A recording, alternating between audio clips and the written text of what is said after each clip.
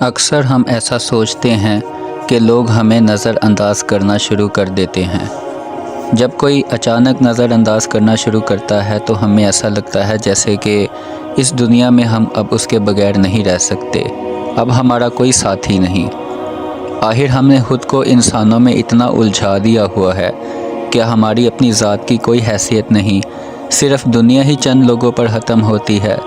دوستو، خدا را اس ظلم سے باہر نکلیں، مزید لوگوں سے ملا کریں، دنیا سے ملا کریں اور کچھ نیا سیکھیں اور سکھائیں تاکہ ہم اپنے مائنڈ کو فریش کر سکیں، اپنے دل کو، اپنے دماغ کو ہمیشہ فریش رکھیں اور اچھا سوچا کریں۔ یہ سوچنا چھوڑ دیں کہ اب کسی سے کیوں بات نہیں ہوتی، کوئی مجھے کیوں بھول گیا ہے، اس نے نظر انداز مجھے کرنا کیوں شروع کر دیا ہے، اگر میں کسی سے بات کرتا ہوں تو کوئی جواب کیوں نہیں دیتا، لیکن اگر کسی کا جواب آتا ہے تو میری ہر بات کا الٹا جواب کیوں آتا ہے۔ ایسا نہ سوچا کریں، اچھا سوچا کریں سب کے بارے میں، کیونکہ ہر کسی سے شکایتیں لگانے بیٹھ جاتے ہیں۔ کبھی کسی دکھی انسان کے پاس بیٹھ کر دیکھیں اور اس کا حال حوال بھی پوچھ لیا کریں، کبھی صاف دل سے بھی بات کر لیا کریں اور کوشش کریں سب کو اچھے اور نیک کاموں کی نصیحت کیا کریں، اور ہمیشہ اچھی نصیحت کر کے ہر ایک انسان کو اللہ کے قریب لے آئیں۔ میری آنکھوں نے چند خواب دیکھے ہیں دوستو، لیکن حالاتوں نے ان خوابوں کو توڑ دیا ہے۔ میں نے منافقوں کے گرد لوگوں کے ہجوم دیکھے ہیں، لیکن مقدر نے مجھے منافق بننے سے بچا لیا ہے۔ سچائی کے راستے پہ چلا تو ہجوم میں لوگ خود غرض ہی دیکھے تھے۔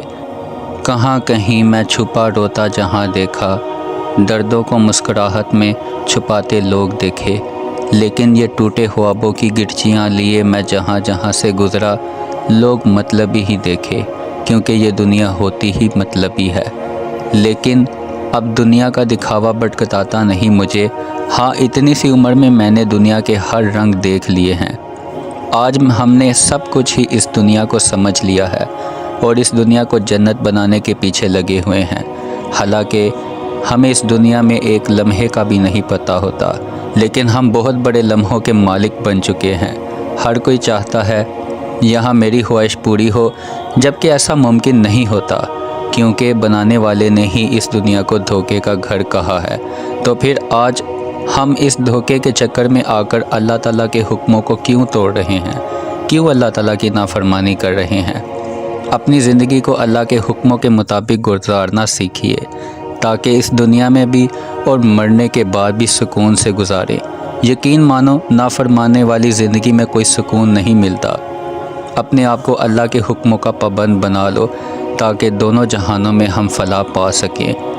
اکثر چپ رہ جانے والوں کے بارے میں یہی خیال آتا ہے کہ وہ ہار گئے ہیں، ہماری باتوں کے جواب میں ان کے پاس الفاظ نہیں، ہم نے ان کو لاجواب کر دیا ہے۔ مگر دوستو، ایسا نہیں، ایسا بالکل نہیں ہے اور ہرگز نہیں ہے۔ کبھی کبھی چپ رہنے والے اور ہر بات کو جلدی ختم کر دینے والے یا پھر کڑوے جواب دینے والے صرف اپنا آپ وہ آپ کے سامنے توڑنا نہیں چاہتے۔ وہ لوگ آپ سے بھلائی کی بھیک نہیں مانگنا چاہتے، آپ سے اپنی حالت پر افسوس نہیں کروانا چاہتے، وہ اپنی آپ کو آہ نہیں بتانا چاہتے، اور بدلے میں بے مرمت کہلا کر برا بن جانے کو دیکھ کر بھی بہتر سمجھتے ہیں۔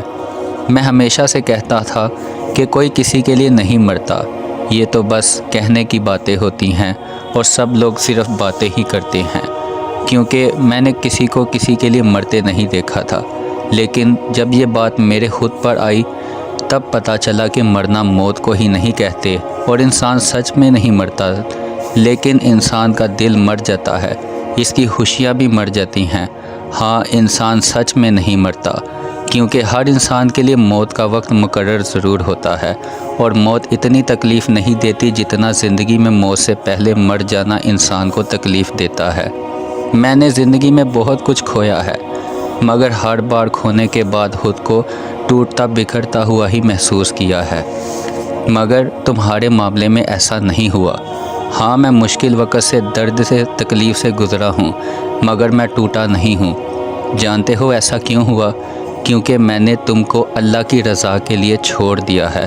اگر تم نے چھوڑا ہے تو میں نے تم کو اللہ کی رضا کے لیے چھوڑا ہے، کیونکہ اللہ تعالیٰ نے اگر مجھے تم سے نہیں ملوایا تو تم سے بہتر سے ہی ملوائے گا۔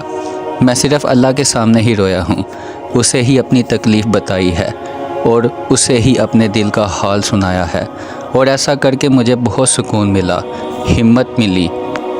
تمہیں پتہ ہے تمہارے جانے کے بعد تو میرا خدا کے ساتھ رابطہ بھی بہت مضبوط ہو گیا۔